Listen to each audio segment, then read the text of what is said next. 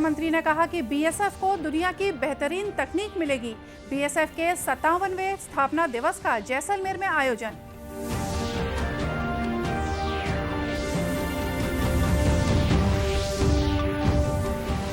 प्रदेश में समर्थन मूल्य पर अब तक 4,43,000 मैट्रिक टन धान की खरीदी।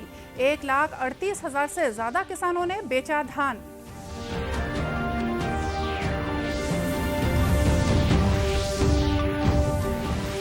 स्कूल शिक्षा मंत्री ने कहा कि स्कूलों में नवाजतन से पढ़ाई में पिछड़े बच्चों का स्तर सुधारें। नवाजतन योजना का शुभारंभ।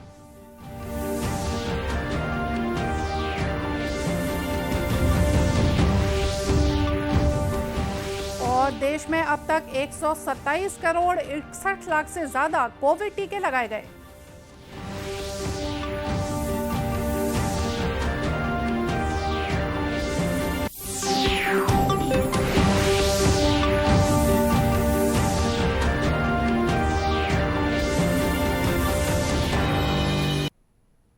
नमस्कार, आप देख रहे हैं दूरदर्शन समाचार। मैं हूं मोनिका शर्मा और आइए अब देखते हैं समाचार विस्तार से। सीमा सुरक्षा बल बीएसएफ के 57वें स्थापना दिवस के मौके पर जैसलमेर में एक समारोह का आयोजन किया गया। इस अवसर पर केंद्रीय गृह मंत्री अमित शाह ने कहा कि इस परंपरा को जारी रखना चाहिए। उन्होंने कहा कि देश के पुलिस बल, बीएसएफ और सीआरपीएफ के 35,000 से ज्यादा जवानों ने अलग अलग जगहों पर अपना बलिदान दिया है। मुझे गर्व है कि बीएसएफ इसमें सबसे आगे है। उन्होंने कहा कि देश के लिए अपना सर्वोच्च बलिदान देने वाले जवानों को मैं पूरे देश की तरफ से श्रद्धांजलि देता हूं। गृह मंत्री ने कहा कि आज दुनिया की सबसे बड़ी सीमा की रक्षा करने वाला बल बीएसएफ ही है। जो इतिहास है, बहुत गौरवपूर्ण इतिहास। 1965 के युद्ध के बाद इसकी स्थापना का निर्णय किया और उसकी स्थापना के कुछ ही समय के अंदर धीरे धीरे सीमा सुरक्षा बल ने अपने आप को व्यवस्थित करा और आज दुनिया का सबसे बड़ा सीमाओं की रक्षा करने वाला बल हमारा सीमा सुरक्षा बल है। इसको हमें बहुत गर्व है। चाहे पहाड़ हो, चाहे रेगिस्तान हो, चाहे गुजरात और राजस्थान के दलदली रेगिस्तान हो, चाहे नदियों में और जंगलों में उबड़ खाबड़ बॉर्डर हो, पश्चिम बंगाल की बॉर्डर पर, मेघालय की बॉर्डर पर, चाहे बर्फीले तूफान के बीच में कश्मीर में, सीमा सुरक्षा बल ने ना -43 डिग्री टेम्परेचर की परवाह करी है, ना 50 डिग्री टेम्परेचर की परवाह करी है। केंद्रीय गृह मंत्री ने कहा कि सीमा सुरक्षा बल हमारी प्राथमिक रक्षा पंक्ति है। हमारी सरकार के लिए राष्ट्र सुरक्षा का मतलब ही सीमाओं की सुरक्षा करना है। बीएसएफ को सीमाओं की सुरक्षा करने के लिए विश्व स्तरीय सुविधाएं और तकनीकों से लैस किया जा रहा है। हमारी सरकार इसके लिए प्रतिबद्ध भी है। इस मौके पर गृह मंत्री ने बीएसएफ जवानों को मेडल देकर सम्मानित भी किया। श्री शाह ने कहा कि भारत की आज़ादी को 75 साल हो गए हैं। हमारी सरकार इसे अमृत महोत्सव के रूप में मना रही है। 25 साल बाद जब आज़ादी की शताब्दी होगी, तब ये 25 साल का कालखंड अमृत काल के रूप में दिखेगा।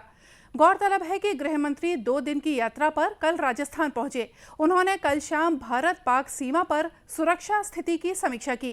गृह मंत्री ने रोहताश सीमा चौकी पर तैनात बीएसएफ जवानों के साथ बातचीत की और रात उन्हीं के साथ गुजारी।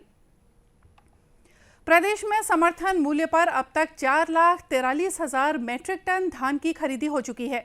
बीते 3 दिनों में 1,38,600 से ज्यादा किसानों ने खरीदी केंद्रों में अपना धान बेचा है। इन केंद्रों में टोकन के आधार पर किसान धान बेचने के लिए पहुंच रहे हैं। मुख्यमंत्री भूपेश बघेल ने खरीदी केंद्रों में किसानों की सहूलियत और धान खरीदी की व्यवस्था का जायजा लेने के लिए अधिकारियों को लगातार मॉनिटरिंग करने के निर्देश दिए हैं।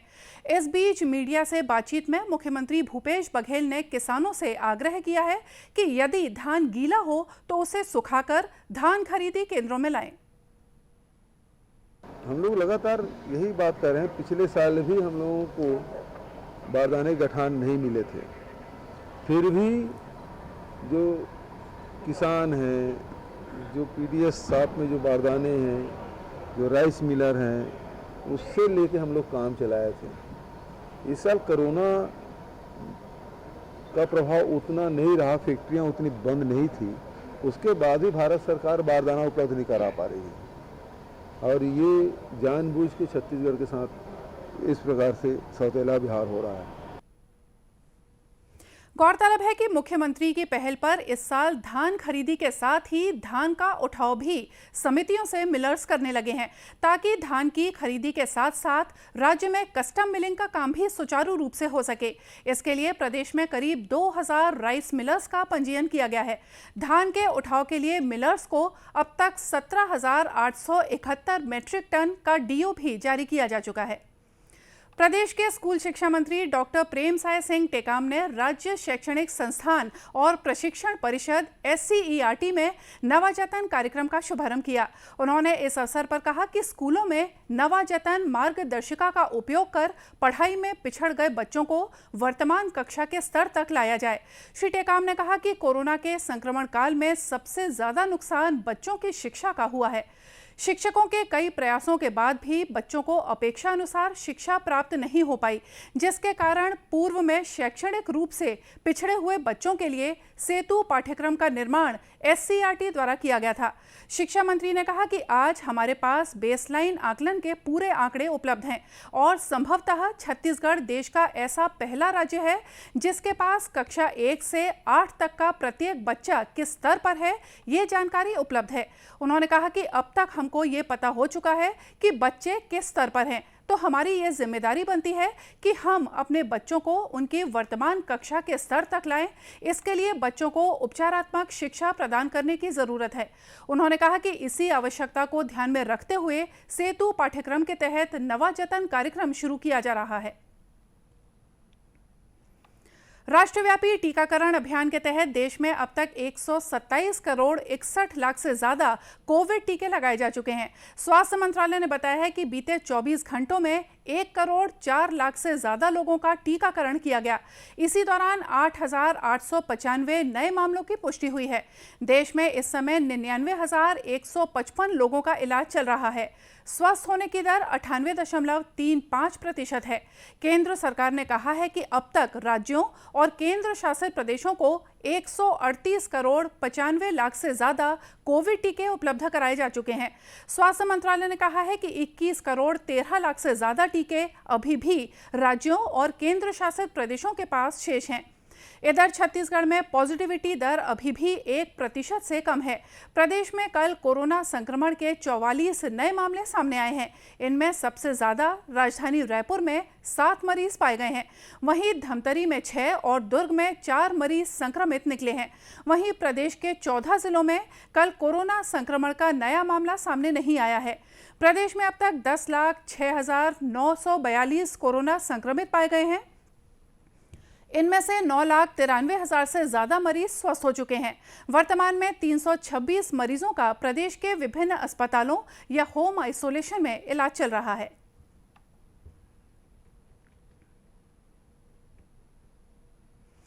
इस बीच कबीरधाम जिले में 100% टीकाकरण के लिए अनेक मुहिम चलाई जा रही हैं। इसी कड़ी में बीते 22 से 28 नवंबर तक विशेष टीकाकरण अभियान चलाया गया, जिसमें लगभग 1 लाख के आसपास लोगों को कोरोना टीका लगाया गया। कोविड टीकाकरण अभियान का नेतृत्व कर रहे जिला नोडल जिला पंचायत CEO विजय दयाराम ने बताया कि इसके तहत 100 से ज्यादा छूटे हुए हितग्राहियों वाले चिन्हांकित गांव को विशेष लक्ष्य करके टीकाकरण योजना बनाई गई। उन्होंने कहा कि जिले में 100% टीकाकरण लक्ष्य प्राप्त करने के लिए जन जागरूकता, डोर टू डोर सर्वे के अलावा अनेक गतिविधियां जारी रखी गई हैं। उन्होंने बताया कि जिले में 202 गांव ऐसे हैं जहां 100% टीकाकरण हो चुका है। वहीं जिले के कलेक्टर रमेश कुमार शर्मा ने कोरोना से बचाव के लिए जारी दिशा निर्देशों का पालन करने की अपील की है। स्वच्छ भारत अभियान के तहत दुर्ग जिले में आज स्कूली बच्चों के लिए ड्राइंग और पेंटिंग प्रतियोगिता आयोजित की गई। नगर निगम द्वारा आयोजित इस प्रतियोगिता में अनेक स्कूलों के छात्र छात्राओं ने भाग लिया। दुर्ग के राजेंद्र पार्क में आयोजित इस प्रतियोगिता के दौरान छात्रों ने स्वच्छ पर्यावरण और कोरोना जागरूकता विषय पर चित्र बनाए और साथ ही कोरोना संक्रमण से बचाव का संदेश भी दिया। अधिक आवश्यक काम होने पर ही घर से बाहर निकले और मास्क लगाकर निकले। अभी भी कोरोना गया नहीं है, हमें ध्यान देना चाहिए और हाथ को बार बार धोना चाहिए। प्लास्टिक का ज़्यादा उपयोग ना करें, उससे हमको ही हानिकारक होता है। अपने इन्वायरमेंट को साफ सुथरा रखें और अच्छा पेड़ पौधे में ध्यान दें और अच्छे से, और कचरा ना फैलाएं और आजू बाजू सबको भी स्वस्थ रखें, खुद भी स्वस्थ रहें और हरा भरा रखें और पॉल्यूशन ना फैलाएं। कोविड-19 से बच के रहें, हाथ अच्छे से साफ करें और मास्क वगैरह लगा के ही कहीं बाहर जाएं। कार्यक्रम के दौरान बच्चों ने बताया कि स्वच्छता को अपनाने से कोरोना से बचा भी जा सकता है, इसलिए लोगों को स्वच्छता की आदत डाल लेनी चाहिए और मास्क का भी नियमित प्रयोग करना चाहिए। भिलाई में दिव्यांग बच्चों के लिए वृहद खेल समारोह उड़ान का आयोजन किया गया। इसमें दुर्ग सहित 4 जिले के 400 से ज्यादा दिव्यांग बच्चों को अपनी खेल प्रतिभा दिखाने का अवसर मिला। इस मौके पर भिलाई स्टील प्लांट के प्रभारी निदेशक अनिर्बान दासगुप्ता ने दिव्यांग खिलाड़ियों से परिचय प्राप्त किया और खेल का शुभारंभ किया। इस अवसर पर उन्होंने कहा कि ऐसे आयोजनों से दिव्यांग बच्चों का उत्साहवर्धन होता है। उड़ान है, हम ये आशा करते हैं कि आगे भी बना रहेगा और हम लोग सब इसके साथ जुड़े हुए हैं। Bhilai steel plant, state bank of India, सशस्त्र सीमा बल, CISF, इनकम टैक्स डिपार्टमेंट सब जुड़े हुए हैं और आगे भी जुड़े रहेंगे, ताकि इनके साथ जुड़ के हमें भी हर्ष मिलता रहे, हमें भी आनंद मिलता रहे।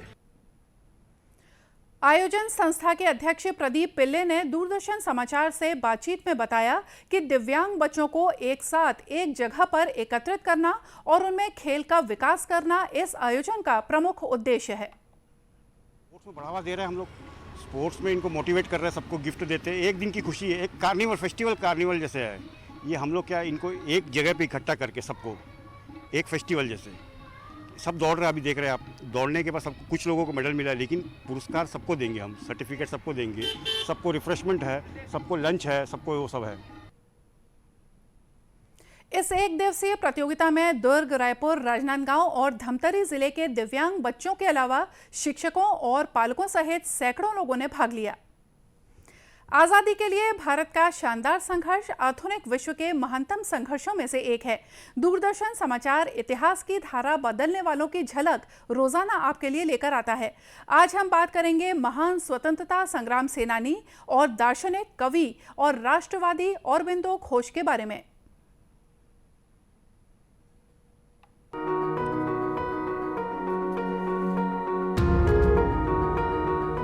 आज की कड़ी में हम श्रद्धांजलि दे रहे हैं दार्शनिक, कवि और राष्ट्रवादी श्री अरबिंदो घोष को, जिनका निधन 5 दिसंबर 1950 को हुआ था।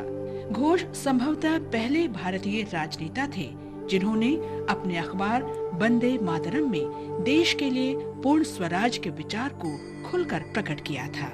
बाद में वे आध्यात्मिक सुधारक बन गए और मानवीय प्रगति तथा आध्यात्मिक उत्कर्ष के बारे में अपने विचार रखे।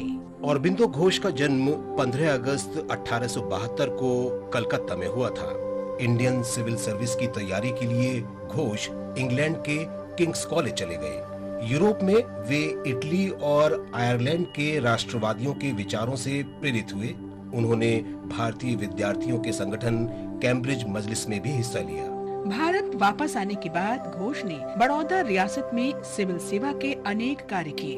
वे इंडियन नेशनल कांग्रेस के राष्ट्रवादी राजनीति में शामिल हो गए और अनुशीलन समिति के साथ बंगाल में क्रांतिकारी आंदोलन का हिस्सा बन गए। उन्हें अलीपुर षड्यंत्र के लिए राजद्रोह के आरोप का सामना करना पड़ा और वे गिरफ्तार कर लिए गए। हालांकि उन्हें कभी दोषी नहीं ठहराया जा सका। प्रसिद्ध स्वतंत्रता सेनानी चित्तरंजन दास ने 1909 में अलीपुर बम केस में इन शब्दों के साथ अरबिंदो घोष का बचाव किया। इस विवाद के खत्म होने के लंबे समय के बाद भी, इस उथल पुथल के बाद भी, इस विरोध के शांत होने के लंबे समय के बाद भी, उनके निधन और इस दुनिया से विदा होने के लंबे समय बाद तक उन्हें देशभक्त कवि, राष्ट्रवाद के मसीहा और मानवता प्रेमी के रूप में देखा जाएगा। उनके निधन के लंबे समय बाद भी उनके शब्द गूंजते रहेंगे और न केवल भारत बल्कि सुदूर महासागरों और पूरी धरती पर पुनः पुनः गूंजते रहेंगे। कारावास में औरबिंदो को रहस्यवाद और आध्यात्म की अनुभूति हुई। उत्तरपाड़ा में श्री औरबिंदो ने पहली बार सार्वजनिक रूप से योग और आध्यात्मिक अनुभव की बात की। औरबिंदो बाद में पौंडीचेरी चले गए और राजनीति छोड़कर आध्यात्मिक गतिविधियों में लग गए। उन्होंने शेष जीवन समग्र योग के विकास के लिए समर्पित कर दिया। श्री औरबिंदो ने भारत के विभाजन का कड़ा विरोध किया था। उन्होंने कहा था, आशा थी कि राष्ट्र किसी अस्थायी उपाय के रूप में इस तरह का समाधान कभी स्वीकार नहीं करेगा। घोष को 1943 में साहित्य के लिए और 1950 में शांति के लिए नोबेल पुरस्कार के लिए नामित किया गया। 5 दिसंबर 1950 को श्री औरबिंदो घोष का निधन हो गया। उनकी अंतिम यात्रा में 60,000 से अधिक लोग शामिल हुए। महान गुरु, दार्शनिक और राष्ट्रवादी औरबिंदो घोष को शत शत नमन।